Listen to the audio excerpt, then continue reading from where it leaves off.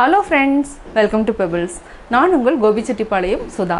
நம்ம இன்னைக்கு செய்ய போறது செட்டிநாடு இனிப்பு பணியாரம். இது ரொம்ப சுலபமா செய்யலாம். இதுக்கு அளவு என்னன்னு பாத்தீங்கன்னா இட்லி அரிசி 1 கப், பச்சரிசி 1 கப், அதே மாதிரி அந்த 1 கப்ல பாதி அளவுக்கு நம்ம உளுந்து எடுத்துக்கலாம். அதாவது தோல் இருக்கிற உளுந்து கிடையாது, தோல் இல்லாத உளுந்து எடுத்துக்கலாம். இது கூட 1/4 டீஸ்பூன் அளவுக்கு வெந்தயம் சேர்த்து நம்ம ஒரு 4 hours சோக் பண்ணிட்டு அரைச்சிட்டு ஃபெர்மெண்டேஷன் வந்து ஒரு 6 hours ஆவது இருக்கணும். அதுக்கப்புறம் எப்படி செய்யறதுன்னு நான் சொல்கிறேன். செட்டிநாடு இனிப்பு பணியாரத்துக்கு தேவையான பொருட்கள் 1 கப் அளவுக்கு நான் வந்து இட்லி அரிசி இல்லைனா கைக்குத்தல் அரிசி எதை வேணாலும் எடுத்துக்கலாம். நான் வந்து கைக்குத்தல் அரிசியை வந்து இட்லி அரிசியாக யூஸ் பண்ணுறதுனால நான் வந்து அந்த அரிசியை ஆட் பண்ணிக்கிறேன். அந்த 1 கப்பில் பாதி அளவுக்கு உளுந்து, 1/4 டீஸ்பூன் வெந்தயம், இது நல்லா ஊற வச்சுக்கலாம். 2-3 டைம் வந்து நல்லா கழிஞ்சிட்டு அதுக்கப்புறம் நம்ம ஊற வச்சுக்கலாம். ஆக்சுவலாக கைக்குத்தல் அரிசி என்னென்னா உங்களுக்கு ரீஃபைன் பண்ணாது இருக்கிறதுனால கலர் வந்து மாறும். அதாவது இந்த மாதிரி வாஷ் பண்ண கலர் மாறிட்டே இருக்கும். இதில் வந்து நிறையா சத்துக்கள் இருக்குது. அதாவது ரீஃபைன் பண்ணனா அந்த அரிசியில் வந்து சத்து கிடையாது. இந்த இட்லி அரிசியில் வந்து நிறையா வந்து சத்துக்கள் இருக்குது.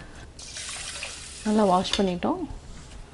இப்போ தண்ணியை ஊற்றிட்டு இது வந்து ஒரு 4 hours வந்து நல்லா ஊறட்டும். அதுக்கப்புறம் அரைச்சிக்கலாம் கிரைண்டரில். இனிப்பு பணியாரத்துக்கு ஊற வச்சுருக்குறோம். அதாவது 1 டம்ளர் இட்லி அரிசி, 1 டம்ளர் பச்சரிசி, 1/2 டம்ளர் அளவுக்கு நம்ம உளுந்து எடுத்துருக்குறோம். 1/4 டீஸ்பூன் அளவுக்கு நம்ம வெந்தயம், இதை வந்து இப்போ அரைச்சிக்கலாம். அரைச்சி ஃபெர்மெண்டேஷன் டைம் வந்து ஒரு 6 hours வந்து நல்லா புளிக்கணும். அதுக்கப்புறம் நம்ம பணியாரக்கல்ல ஊற்றி எடுத்துக்கலாம். இப்போ நம்ம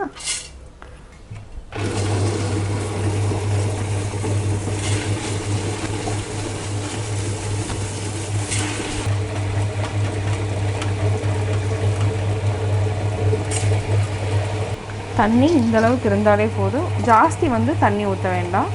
கொஞ்சம் மாவு கெட்டியாக இருந்தால் தான் நம்ம வெள்ளைப்பாகு ஊற்றுறப்போ கரெக்டாக இருக்கும். தண்ணி தேவைன்னா நம்ம 1 டீஸ்பூன் அந்த மாதிரி ஊற்றி அரைச்சிக்கலாம்.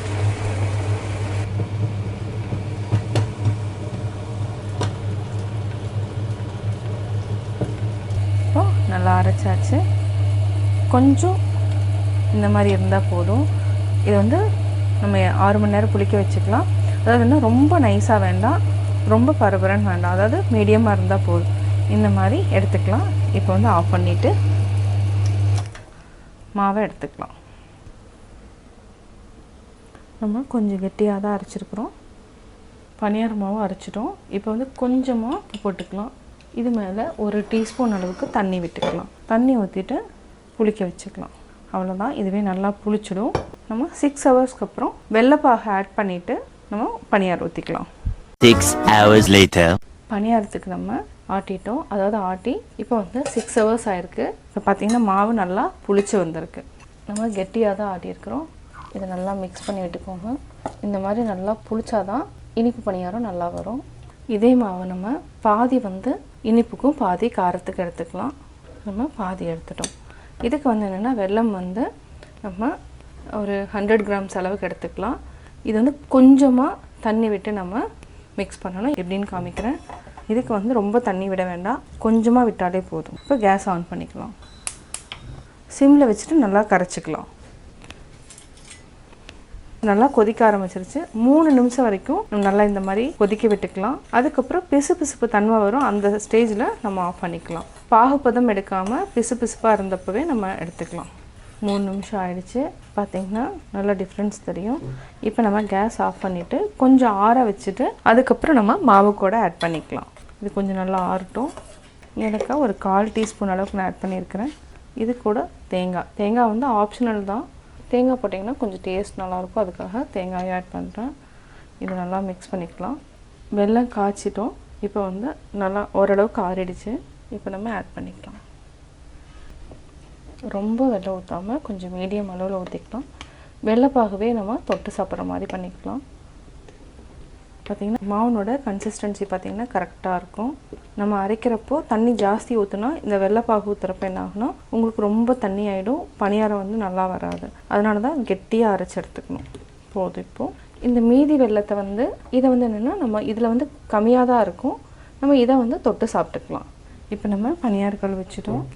இதுக்கு வந்து நல்லெண்ணெய் அல்லது ரீஃபைண்ட் ஆயில், நெய் எது வேணாலும் நம்ம யூஸ் பண்ணிக்கலாம். நம்ம எண்ணெய் ஊற்றிட்டோம். எண்ணெய் நல்லா காஞ்சிடுச்சு. இப்போது ஒரு குழிக்கும் நம்ம ஊற்றிக்கலாம். இதுக்கு வந்து என்னென்னா சோடா உப்பு எதுவுமே நம்ம ஆட் பண்ணாமல் தான் செய்கிறோம். சிம்மில் வச்சுக்கோங்க. நம்ம மூடி வச்சுக்கலாம். எடுக்கலாம், திருப்பி போட்டுக்கலாம். நம்ம வந்து மிடில் இருக்கிறத வந்து நல்லா வந்தது காரணம் என்னென்னா ஃப்ளேம் வந்து டைரெக்டாக இருக்கிறதுனால நல்லா வெந்துடுச்சு. இந்த ஓரத்தில் இருக்கிறது எல்லாமே கரெக்டாக இருக்குது. இதை நல்லா வேக வச்சுட்டு எடுத்துக்கலாம். நல்லா வெந்துடுச்சு.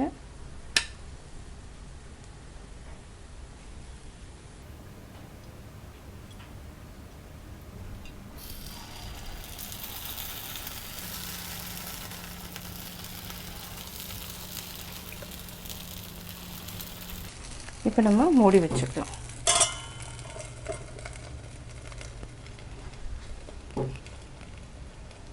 நல்லா வெந்துடுச்சு.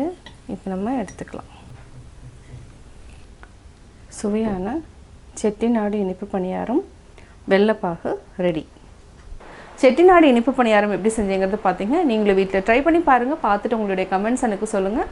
பிடிச்சிருந்தா லைக் பண்ணுங்கள், மறக்காமல் சப்ஸ்கிரைப் பண்ணுங்கள். என்னோடய குக்கிங் வீடியோ முடிஞ்சதுக்கப்புறம் பார்த்தீங்கன்னா ஒரு திருக்குறள் வந்து நீங்கள் பார்க்கலாம். உங்கள் குழந்தைகளுக்கு நீங்கள் சொல்லித்தரலாம். தவமும் தவமுடையார்க்கு ஆகும் அவம் அதனை அஃதிலார் மேற்கொள்வது. தவநெறிக்கு ஏற்ற மன இயல்பு கொண்டவர்க்கே தவக்கோலமும் பொருந்துவதாகும். தவ ஒழுக்கம் இல்லாதவர்கள் அந்த கோலத்தை மேற்கொள்வது வீணான முயற்சியாகும்.